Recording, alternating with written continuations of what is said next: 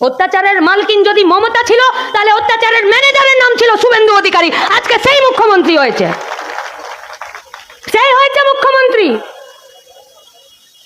দল পাল্টেছে, পতাকা পাল্টেছে, রং পাল্টেছে, নীতি আদর্শ পাল্টেছে।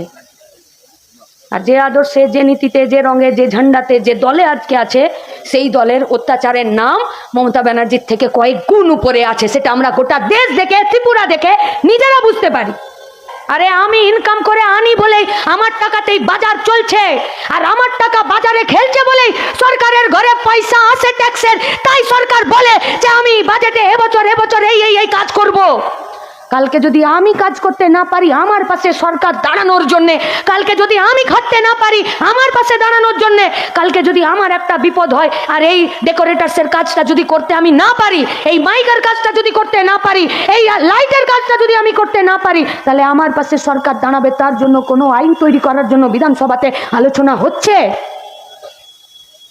চলছে আলোচনা। কার্ড দেবে যে তুমি একজন শ্রমজীবী, তুমি খেটে খাও।